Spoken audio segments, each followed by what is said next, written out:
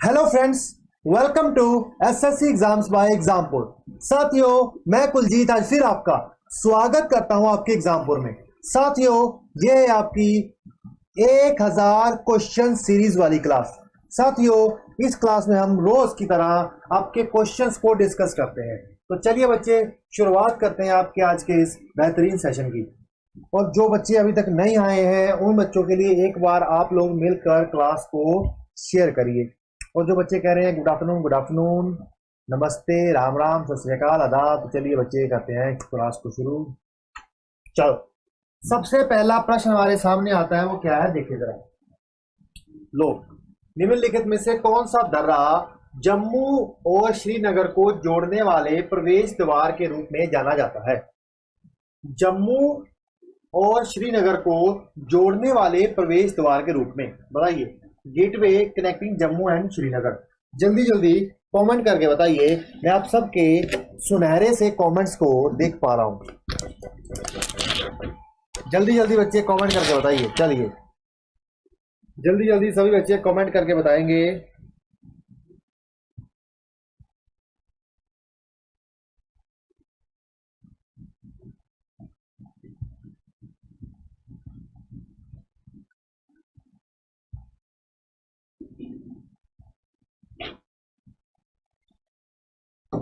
बनिहाल पास, कौन सा पास है? बनिहाल पास।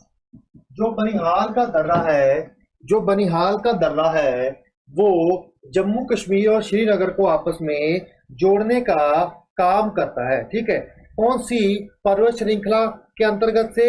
ये पीर पंजाल। ठीक है, कौन सी? पीर पंजाल। मैंने आपको कई बार बताया है आपकी क्लासेस में कि ये पीर पंजाल है कहां पर, समझिए। सबसे ऊपर क्या आती है? काराकोरम की पर्वत श्रृंखला। उसके बाद क्या आती है? काराकोरम के बाद लद्दाख की पर्वत श्रृंखला। उसके बाद ज़स्कार की पर्वत श्रृंखला। सबसे महत्वपूर्ण सेंट्रल हिमालय की पर्वत श्रृंखला। उसके बाद पीर पंजाल, धौलाधार, उसके नीचे शिवालिक की। ठीक है बच्चे, तो पीर पंजाल की पर्वत श्रृंखला जो ठीक सेंट्रल हिमालय की पर्वत श्रृंखला के नीचे आते हैं, उसमें से क्रॉस करके बनिहाल पास जाता है। ठीक है, पीर पंजाल की जो रेंज है पर्वत श्रृंखला की वो, ठीक है, ये कश्मीर की घाटी को जोड़ता है श्रीनगर के साथ। ठीक है, चलिए ठीक है, बनिहाल का मतलब क्या है? ब्लिजर्ड। चलिए चलते हैं आपके नेक्स्ट क्वेश्चन के ऊपर। वो क्या आता है?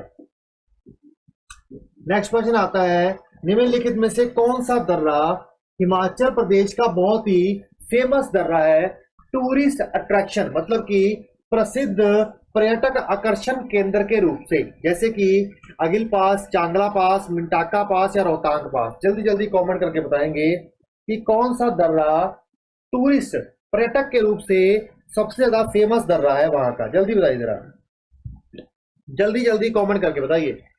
अगिल पास, चांगला पास, मिंटाका पास, रोहतांग पास। मैं देख रहा हूँ। चलो देखिए बच्चे, रोहतांग पास, रोहतांग का दर्रा। कौन सा दर्रा?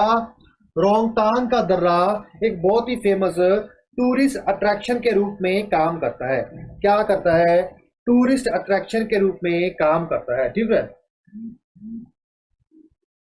ठीक है, ले मनाली हाईवे को वह जोड़ता है। इसका एलिवेशन पॉइंट कितना है? 3978 मीटर की ऊंचाई का है। ठीक है, और ले मनाली रोड को आपस में जोड़ता है, ले मनाली रोड को। ठीक है, और ले भी एक घूमने वाली जगह है और मनाली भी एक घूमने वाली जगह है बच्चे। ठीक है, हनीमून स्पॉट है। ठीक है, चलिए, और ये देखिए, अगर मुख्य तौर से देखें, ये कौन सी? कुल्लू घाटी को लाहौल स्पीति वैली से जोड़ता है। ठीक है, कुल्लू घाटी को, जो कुल्लू की घाटी है वो लाहौल और स्पीति वैली से जोड़ने का काम करता है। इसे लाहौल और स्पीति वैली जो कि लेह लद्दाख में है, उसको मनाली की कुल्लू घाटी से जोड़ने का काम करता है। चलिए नेक्स्ट क्वेश्चन आपके सामने आता है, वो क्या है? Government of India appointed which person as the director general of national archives of India. Bharat सरकार ने किस व्यक्ति को भारत के राष्ट्रीय अभिलेखागार का महानिदेशक नियुक्त किया। अभिलेखागार का महानिदेशक नियुक्त किया। बताइए जरा, जल्दी जल्दी कमेंट करके बताएंगे।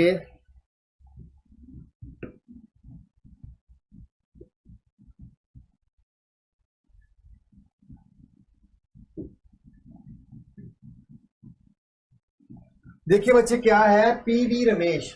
इसका आंसर क्या है? पीवी रमेश। ठीक है, क्या आंसर है इसका? पीवी रमेश। चलिए चलते हैं नेक्स्ट क्वेश्चन के ऊपर, वो क्या आता है।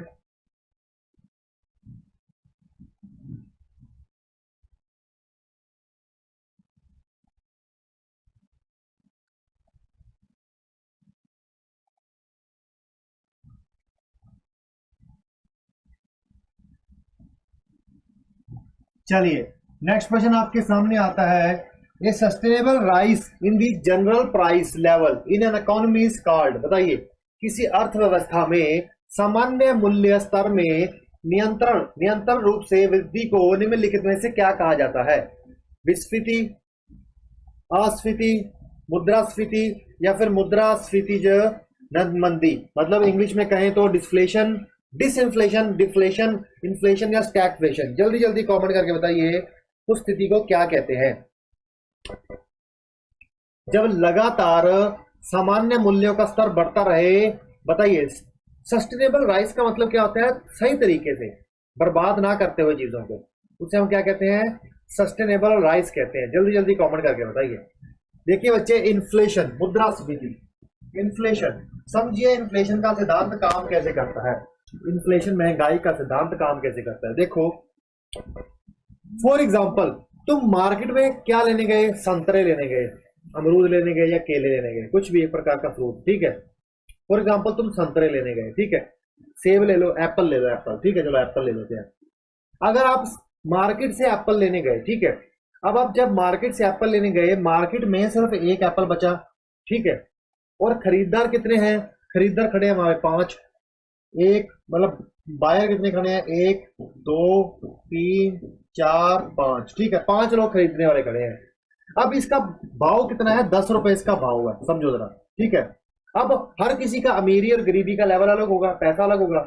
लेकिन इसके बच्चा कहता है कि भाई साहब आज तो मेरे को सेब चाहिए, नहीं तो मैं कत्ल कर दूंगा। इसका बच्चा कह रहा है कि अगर सेब ना मिला तो टीवी तोड़ दूंगा। इसका बच्चा ये कह रहा है, वो कह रहा है, किसी का बच्चा भूखा बैठा है। तो मतलब खाने के लिए कुछ ना कुछ चाहिए। ठीक है, मार्केट में बिकने के लिए सिर्फ एक सेब है। तो ये क्या कर रहा है? ये 10 रुपए का सेब लेने गया, साथ वाला कह रहा है मैं 20 दूंगा, ये वाला कह रहा है मैं 30 दूंगा, ये वाला कह रहा है मैं 40 दूंगा, ये वाला कह रहा है मैं 50 दूंगा। जब इसने 50 कहा, ये कह रहा है भाई साहब मेरा बच्चा तो पता नहीं क्या ही कर देगा, तो ये 100 रुपए दे रहा है। तो क्या हुआ? इसका भाव बढ़ गया। एक एप्पल जो 10 रुपए का था, उसका भाव 100 रुपए हो गया। ऐसे हम क्या कहते हैं? महंगाई कहते हैं। तो महंगाई की दर डिमांड और सप्लाई पर भी बहुत ज्यादा निर्भर करती है कि मांग कितनी है किसी चीज की और सप्लाई कितनी है। तो ये महंगाई उस पर भी निर्भर करती है। प्याज के मामले में देख लो, हर साल में उसके भाव बढ़ने ही है। क्यों? क्योंकि मार्केट में प्याज कम हो जाता है और भाव बढ़ जाता है। ठीक है, चलिए चलते हैं नेक्स्ट क्वेश्चन की ओर। ये होता है तुम्हारा महंगाई का सिद्धांत। लेकिन किसी भी चीज का महंगाई धीरे धीरे बढ़ती ही रहती है। तुम देख लो, आज से कुछ महीने पहले, कुछ साल पहले की बात ले लो, तुम 10 रुपए लेकर मार्केट में जाओ तो क्या कुछ नहीं ले आते थे। कुछ साल कह लो, 4-5 साल पहले की बात कर लो, 100 रुपए मार्केट में ले जाओ तो क्या ही ले आते थे। आज 300 रुपए भी मार्केट में ले जाओ ना, ढंग से सब्जी भी नहीं आती। चलो चलो, who founded the Indian statistical institute on 17 दिसंबर 1931? बताइए जरा, 17 दिसंबर 1931 को भारतीय सांख्यिक संस्थान की स्थापना किसने की? बताइए जरा, जल्दी जल्दी कमेंट करके बताइए। कमेंट कहाँ तुम्हारे? जल्दी जल्दी कमेंट करके बताइए।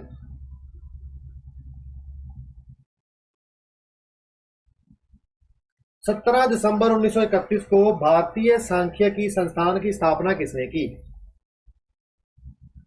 बच्चे, पीसी महालनोबिस। ठीक है, देखिए सांख्यिकी संस्थान बहुत इंपॉर्टेंट है। स्टैटिस्टिक्स आंकड़े इकट्ठा करता है। स्टैटिस्टिक्स आंकड़ों को इकट्ठा करने का ये काम करता है। चलिए चलते हैं नेक्स्ट क्वेश्चन की ओर। वो क्या है?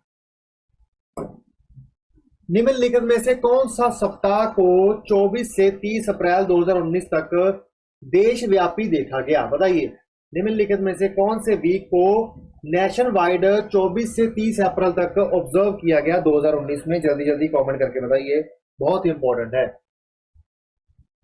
जल्दी बताइए।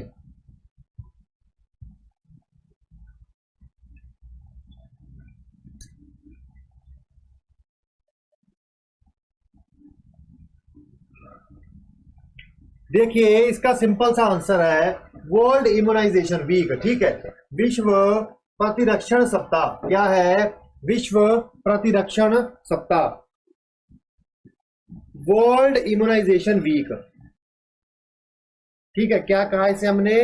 वर्ल्ड इम्यूनाइजेशन वीक कहा था। ये किसके द्वारा मनाया गया था? वर्ल्ड हेल्थ ऑर्गेनाइजेशन, विश्व स्वास्थ्य संगठन के जितने भी सदस्य देश थे उन सब के द्वारा इसको मनाया गया था। इम्यूनाइजेशन की बात करें तो इंडिया का इम्यूनाइजेशन प्रोग्राम बहुत इंपॉर्टेंट था बच्चे, टीकाकरण का प्रोग्राम। ठीक है बच्चे, चलिए हेल्थ मंत्रालय द्वारा इसे शुरू किया गया था। चलिए चलते हैं नेक्स्ट क्वेश्चन की ओर। वो क्या आता है? Rust need the three component to occur. बताइए, rust need the three components to occur. जंग को होने के लिए तीन घटकों की आवश्यकता होती है। बताइए, steel, iron oxygen, iron oxygen moisture, iron nitrogen moisture, helium hydrogen nitrogen. जल्दी बताइए जरा। Rust need three components to occur. बताइए, जंग को होने के लिए तीन घटकों की आवश्यकता होती है। जल्दी बताइए जरा।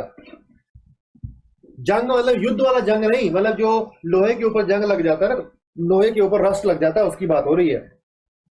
लोहे के ऊपर जो रस्ट होती है उसको होने के लिए तीन कंपोनेंट्स की जरूरत होती है।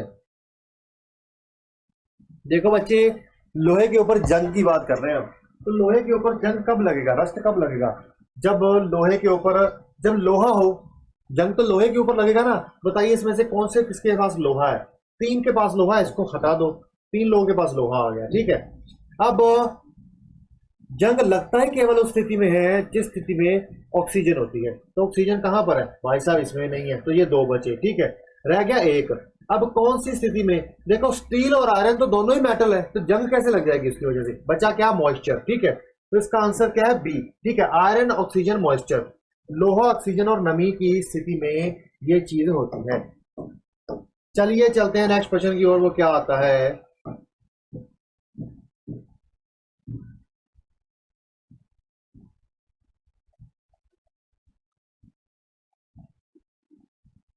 निम्नलिखित में से कौन सा देश ने राजीव पर created history in its second 2020 international against Ireland by achieving the highest ever T20 total at the Rajiv Gandhi international cricket stadium in Dehradun Uttarakhand. जल्दी बताइए जरा। देहरादून उत्तराखंड में 2020 इंटरनेशनल में आयरलैंड के खिलाफ कौन से देश ने Rajiv Gandhi international cricket stadium Dehradun Uttarakhand में जीत हासिल की? ये इसका मतलब ये मत समझ लेना कि भारत में खेल हो रहा है तो भारत ही खेल रहा होगा, कोई और दूसरा देश भी हो सकता है। तुम्हें हिंट तो मैंने दे दिया। अब तीन ऑप्शन रह गई है। 100% में से 75% सही मैंने कर दिया। अब एक ऑप्शन ढूंढ के सही तुम्हें खुद से होना है। बताइए जरा, जल्दी जल्दी कमेंट करके बताएंगे। जल्दी जल्दी, टाइम नहीं लगाएंगे। जल्दी जल्दी चलो। देखिए अफगानिस्तान, कौन सा देश? अफगानिस्तान। अगर अफगानिस्तान की बात आए, अफगानिस्तान। ठीक है, सबसे पहली बात तो अफगानिस्तान के साथ कौन कौन से देश बॉर्डर लगाते हैं? साउथ एशिया के पाकिस्तान लगाता है, ईरान का बॉर्डर लगता है। इसके पास अपना कोई क्या नहीं है, मतलब इसका कोई तटवर्ती इलाका नहीं है, मतलब कि इसकी सी के साथ कोई बाउंड्री नहीं लगती है। ठीक है, दूसरी बात, अफगानिस्तान के साथ भारत के अच्छे रिश्ते हैं। तीसरी बात, अफगानिस्तान में एक बहुत ही फेमस रेगिस्तान, उसका नाम बता दीजिए। चौथी बात, अगर मतलब ये अखंड भारत के समय में भारत का हिस्सा था। ठीक है, और क्या बात कर सकते हैं? इसकी इसकी राजधानी क्या है? अफगानिस्तान की राजधानी भी आप बारे में आपको पता होना चाहिए। चलिए चलते हैं नेक्स्ट क्वेश्चन के ऊपर। नेक्स्ट क्वेश्चन आता है, विच of the following article promotes equal justice and the free legal aid for all the citizens। निम्नलिखित में से कौन सा लेख सभी नागरिकों के लिए समान न्याय और मुफ्त कानूनी सहायता को बढ़ावा देता है? 39A, 20, 32A, 43A या 48A? बताइए, जल्दी जल्दी कमेंट करके बताएंगे इसका answer. Which of the following article promote the equal justice and free legal aid for all the citizens. जल्दी आंसर दीजिए इसका।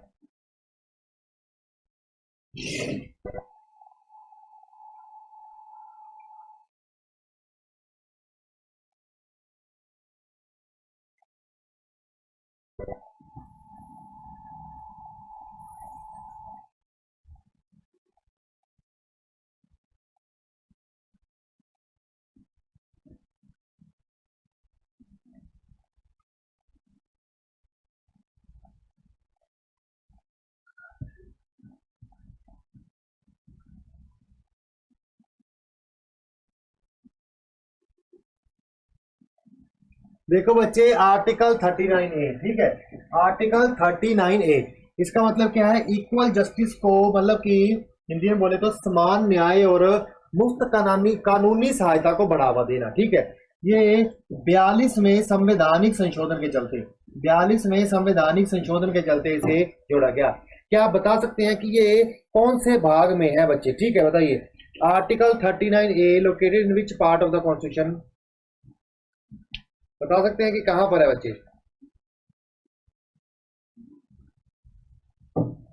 आर्टिकल 39 कौन से भाग में संविधान के आता है, बता सकते हैं?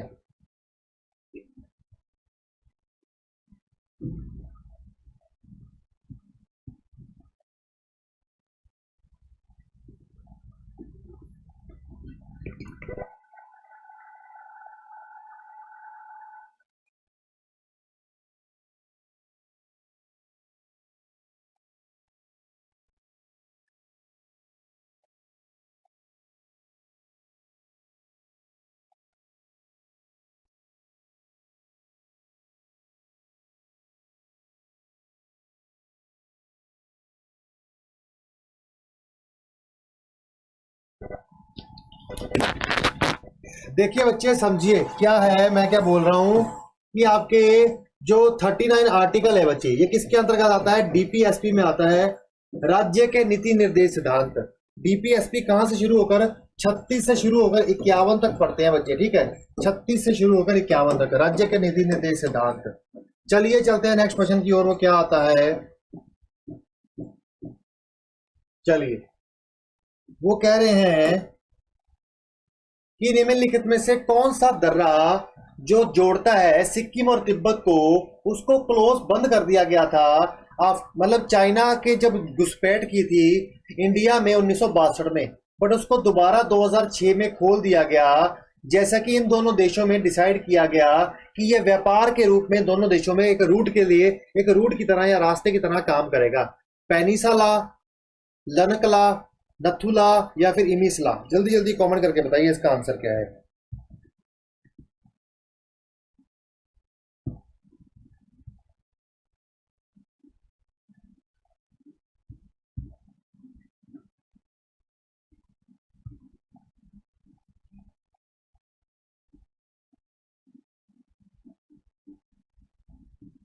बच्चे नथुला, ठीक है क्या? नथुला, ठीक है। क्या है बच्चे इसका आंसर? नथुला, नथुला, ठीक है बच्चे। नथुला एक प्रकार का दर्रा है सिक्किम और तिब्बत के बीच में। किसके बीच में? सिक्किम और तिब्बत के बीच में ये एक दर्रा है। ईस्ट सिक्किम की जो डिस्ट्रिक्ट है उसके अंतर्गत पड़ता है। सिक्किम है कहां पर? ये देखिए, उत्तराखंड है, ये नेपाल जा रहा है, ये देखिए, ये क्या है? नेपाल है, ये क्या है? भूटान है, और ये क्या है? सिक्किम है बच्चे, ठीक है। ये क्या है? सिक्किम है बच्चे, ठीक है। चलिए चलते हैं। ये 4310 मीटर की ऊंचाई पर आता है, ठीक है। नथु का मतलब क्या होता है? Listening years. और ला का मतलब क्या होता है? पास, ठीक है बच्चे। ला का मतलब क्या होता है? दर्रा। चलिए चलते हैं नेक्स्ट क्वेश्चन की ओर। वो क्या है? मतलब उसके पास ही डोकलाम प्लेट्यू भी तो पड़ता है ना, तो डोकलाम स्टैंड ऑफ भी हुआ था भारत का भी। Who founded and name the science of electromagnetism? बताइए, विद्युत चुंबकीयत्व की स्थापना किसने और कैसे की? बताइए जरा। Who founded the name the science of electromagnetism? जल्दी बताइए जरा। साइंस ऑफ इलेक्ट्रोमैग्नेटिज्म, जल्दी बताइए। Science of electromagnetism.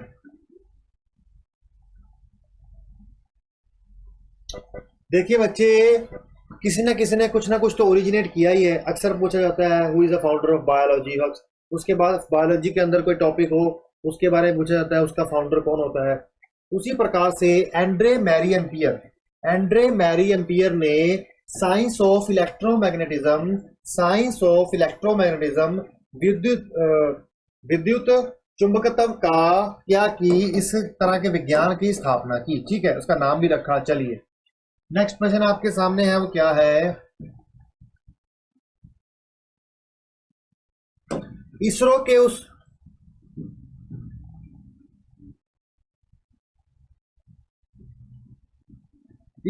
उस चेयरमैन और पद्म भूषण के अवार्ड जीतने वाले उस व्यक्ति का नाम बताइए जिसने क्रिएट किया और अनलीश किया हिस्टोरिकल मूवमेंट जब Mars orbiter become the first Indian spacecraft to enter Martian orbit in a maiden attempt. जल्दी बताइए जरा।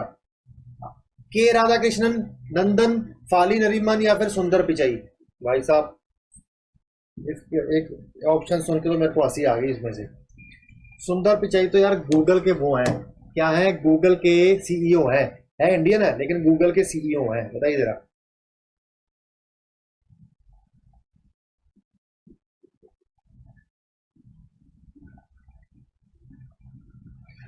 देखिए बच्चे, इसका आंसर बताइए।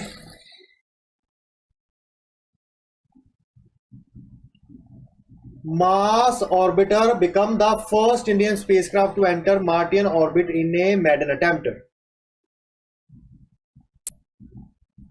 देखिए बच्चे, के राधाकृष्णन, उस व्यक्ति का, उस इसरो के चेयरमैन का नाम क्या है? के राधाकृष्णन। ठीक है, क्या नाम है? के राधाकृष्णन। ठीक है, इंडिया का जो था मार्स ऑर्बिटर को पहले ही अटेम्प्ट में एंटर कर जाता है, तो ये एक बहुत ही सक्सेस मानी गई थी इस बात की। ठीक है बच्चे, चलिए चलते हैं नेक्स्ट क्वेश्चन के ऊपर।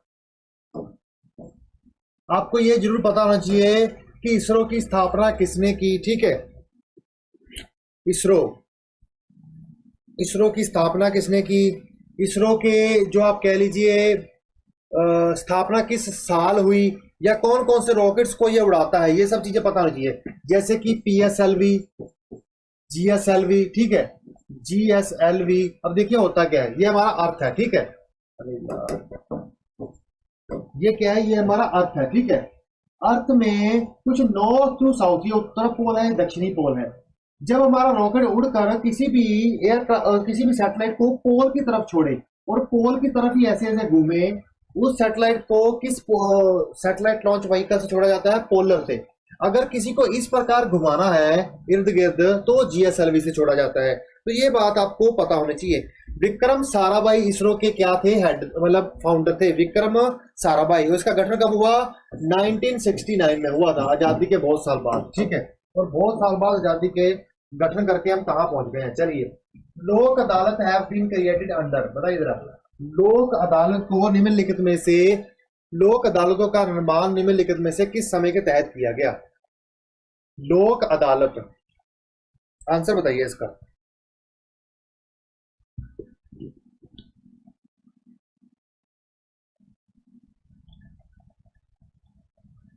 बच्चे, इसका आंसर क्या आता है? कानूनी सेवा प्राधिकरण अधिनियम, कानूनी सेवा प्राधिकरण अधिनियम। चलिए चलते हैं नेक्स्ट क्वेश्चन की ओर, वो क्या आता है? विच of the following destroy the ozone layer? Which of the following destroy the ozone layer? निम्नलिखित में से कौन ओजोन परत को नष्ट करता है? Carbon, chlorine, sulphur, silicon. जल्दी जल्दी बताइए। विच of the following destroy the ozone layer?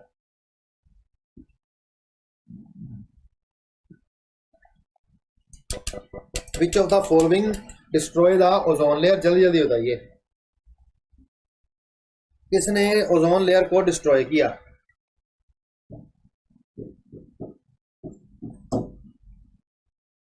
देखो बच्चे, क्लोरीन को किसने किया? क्लोरीन को किया। ठीक है बच्चे, किसने किया? क्लोरीन को किया। ठीक है, चलिए अब नेक्स्ट क्वेश्चन आपके सामने आता है, वो क्या है?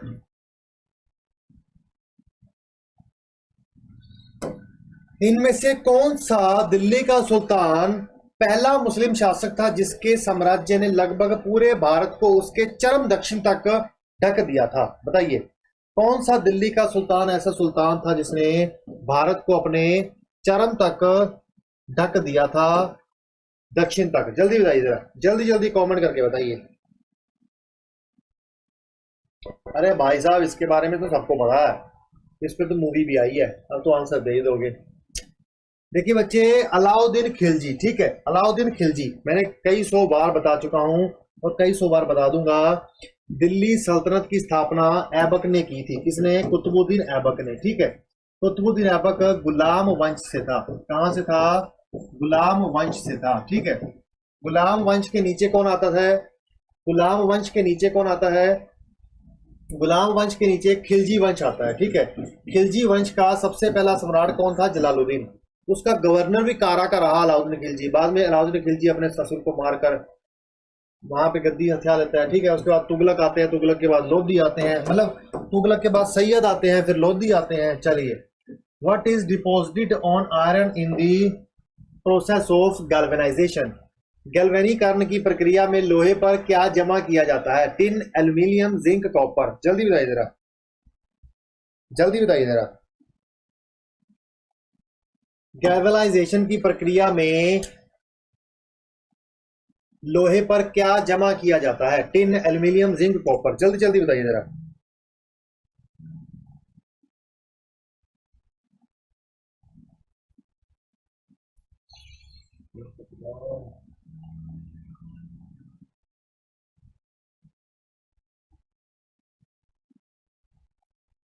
देखो बच्चे, क्या है? जिंक, ठीक है। इसका आंसर क्या है? जिंक, ठीक है। गैल्वेनाइजेशन की प्रक्रिया में जिंक को चढ़ाया जाता है किसके ऊपर? आयरन के ऊपर, ठीक है। चलिए चलिए, in which of the following metal is the most reactive metal? निम्नलिखित में से कौन सा धातु सबसे अधिक प्रतिक्रियाशील है? प्रतिक्रियाशील है, बताइए जरा। निम्नलिखित में से कौन सा धातु सबसे ज्यादा प्रतिक्रियाशील है? जल्दी बताओ। निम्नलिखित में से कौन सा धातु सबसे ज्यादा प्रतिक्रियाशील है? प्रतिक्रिया, क्रिया क्रिया प्रतिक्रिया, क्रिया क्रिया प्रतिक्रिया, जल्दी बताओ जरा।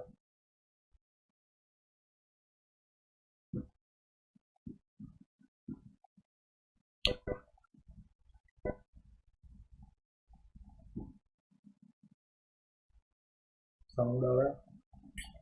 देखो बच्चे, साउंड आ रहा है। देखिए, कैल्शियम, इसका आंसर क्या है? कैल्शियम, ठीक है।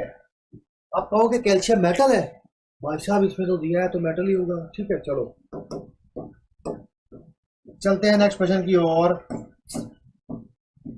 विच of the following ministry implement the scheme mid day मील?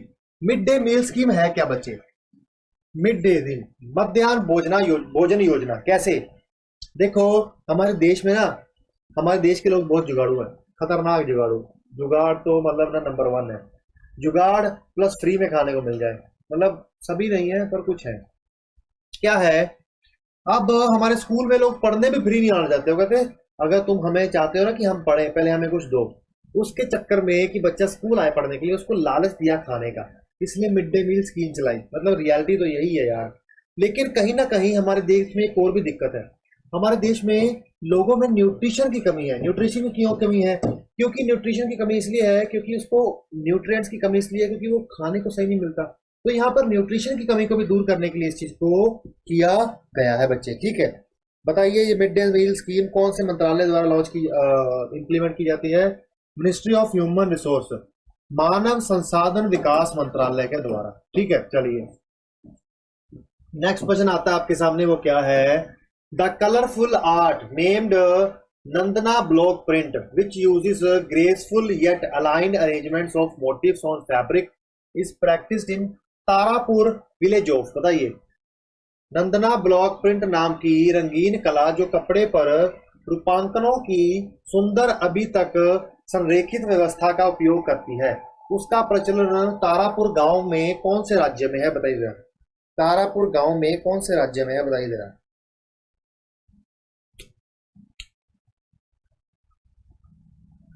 बच्चे, कहां पर है? मध्य प्रदेश में है।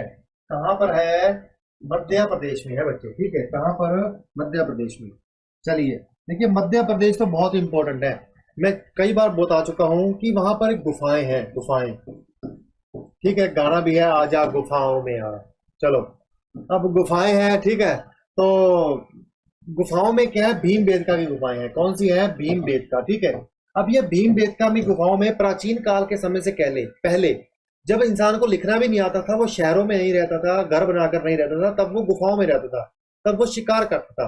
उस वक्त यहाँ पर उन्होंने चित्रकारी की हुई है। क्या कही हुई है? चित्रकारी की हुई है, वो आज तक मौजूद है। तो ये भी बहुत खजुराहो की यूनेस्को की वर्ल्ड हेरिटेज साइट में गिना जाता है।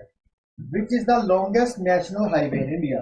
बताइए, भारत का सबसे लंबा राष्ट्रीय मार्ग कौन सा है? भारत का सबसे लंबा राष्ट्रीय मार्ग कौन सा है, बताइए जरा। भारत का सबसे लंबा राष्ट्रीय मार्ग कौन सा है? Longest national highway of India.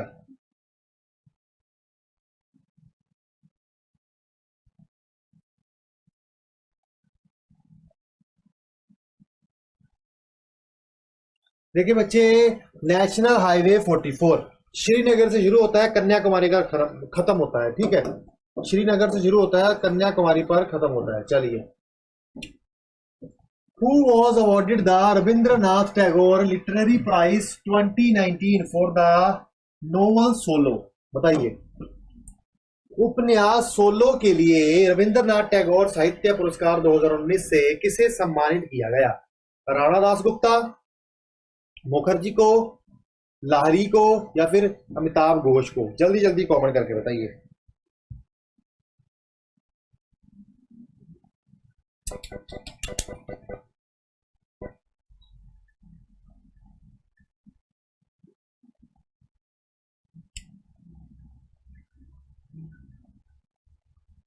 देखो बच्चे, क्या है? राणा दास गुप्ता। इसका आंसर क्या है? राणा दास गुप्ता इसका आंसर है, ठीक है। चलिए, which Indian receive the Nobel peace prize after Mother Teresa? बताइए, मदर टेरेसा के बाद किस भारतीय को शांति का नोबेल पुरस्कार मिला? बताइए जरा। मदर टेरेसा के बाद किस भारतीय को शांति का नोबेल पुरस्कार मिला? सबसे पहला नोबेल पुरस्कार रविंद्रनाथ टैगोर को मिला, सबको पता है, लिटरेरी साहित्य में मिला, ठीक है। और वे सबसे पहले नॉन यूरोपियन भी थे, मतलब कि यूरोप में आज तक जिनको भी मिलते थे। यूरोप के बाहर पहले के व्यक्ति को मिला, वो भारतीय रविंद्रनाथ टैगोर को मिला। बताइए जरा। चलो,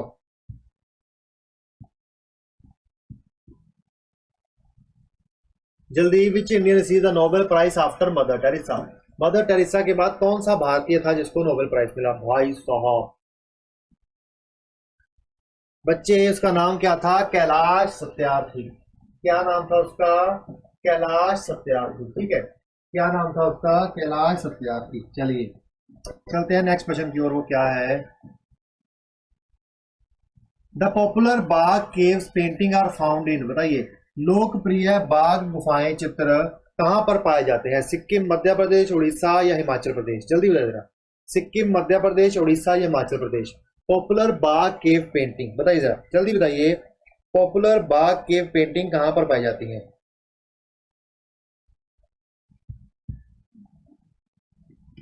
पॉपुलर बाग केव पेंटिंग।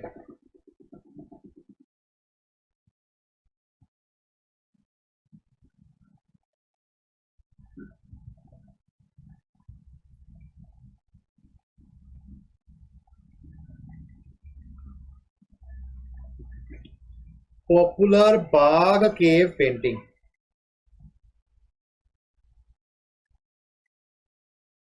देखो बच्चे, पॉपुलर बाग के पेंटिंग मध्य प्रदेश में पाई जाती हैं। कहाँ पर पाई जाती हैं? मध्य प्रदेश में। ये हिस्टोरिकल लैंडमार्क है बच्चे। क्या है? हिस्टोरिकल लैंडमार्क है बच्चे, ठीक है। चलिए, नैन गांव जगह है वहां की, क्या है? नैन गांव जगह है वहां पर। चलिए, चलते हैं नेक्स्ट क्वेश्चन के ऊपर। वो क्या आता है?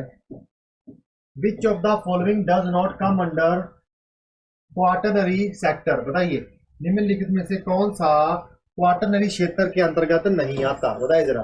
विच of the following does not come under quaternary sector? जल्दी बताइए जरा।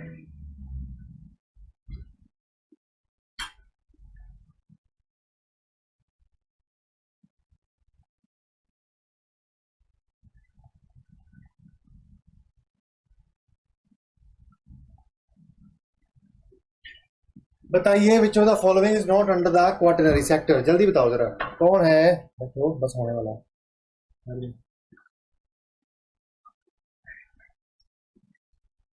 बैठो यार, बस होने वाला है। चल जाओ फिर, ठीक है। ये भारी ठीक है गुरु, ठीक है ठीक है।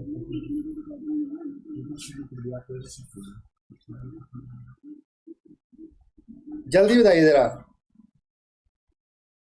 बच्चे। इंफॉर्मेशन टेक्नोलॉजी क्या है बच्चे? इसका आंसर सूचना प्रौद्योगिकी है, इंफॉर्मेशन टेक्नोलॉजी है। चलिए चलते हैं नेक्स्ट क्वेश्चन की ओर। वो क्या है?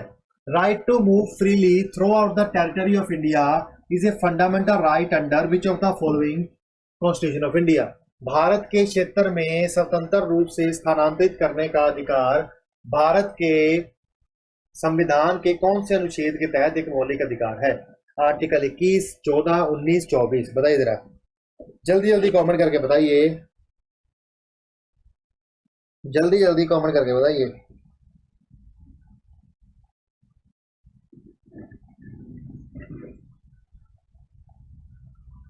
देखो बच्चे, मैंने आपको ये ट्रिक वाले चैनल पे इसके ऊपर ट्रिक भी करवाई थी बच्चे। आर्टिकल क्या है इसका? आर्टिकल नंबर 19 है। क्या है? आर्टिकल नंबर 19 है, ठीक है। देखो बच्चे, speech, expression, assembly, association, movement, reside and property, ठीक है बच्चे। ये सारी की सारी क्या है बच्चे? ये क्या है? सारी की सारी आपके फ्रीडम राइट्स है, आर्टिकल नंबर 19 के अंतर्गत आते हैं, ठीक है बच्चे। किसके अंतर्गत आते हैं? आर्टिकल नंबर 19 के अंतर्गत आते हैं, ठीक है। चलिए चलते हैं नेक्स्ट क्वेश्चन की ओर। वो क्या है? The Badami Chalukya first had their capital at before they moved it to Badami. बताइए जरा बादामी चालुक्य जब वो बादामी गए थे उससे पहले उनकी राजधानी क्या थी? बताइए जरा। बीजापुर, इहोल, हुबली या पतादाकल? जल्दी जल्दी कमेंट करके बताइए, जल्दी जल्दी कमेंट करके बताइए।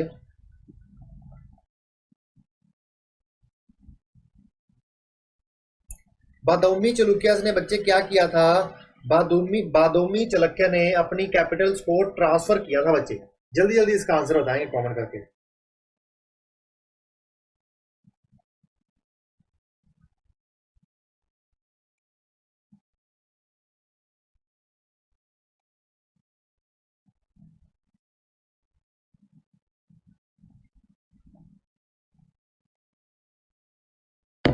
देखिए बच्चे, इहोल कहां पर ट्रांसफर हुए थे? ये इहोल में ट्रांसफर हुए थे बच्चे, ठीक है। कहां पर ट्रांसफर हुए थे? इहोल में ट्रांसफर हुए थे।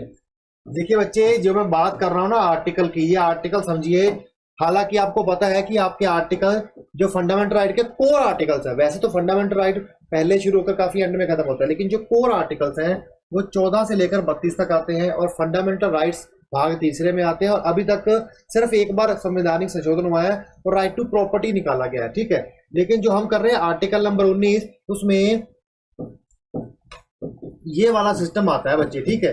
मतलब speech, expression, assembly, association, movement, कहीं भी जा सकता है, रिसाइड कर सकता है और किसी भी प्रोफेशन को अपना सकता है। कोई भी प्रोफेशन मतलब जो संविधान के द्वारा मंजूरी हो। किडनैपिंग थोड़ा कर सकता है, फिर वो उसको प्रोफेशन कह दे। कोई बंदा अपना लॉजिक दे दे, हाँ भाई सब वही प्रोफेशन है कहने को, तो उसके द्वारा कमाई हो रही है लेकिन वो इलीगल है, गलत है।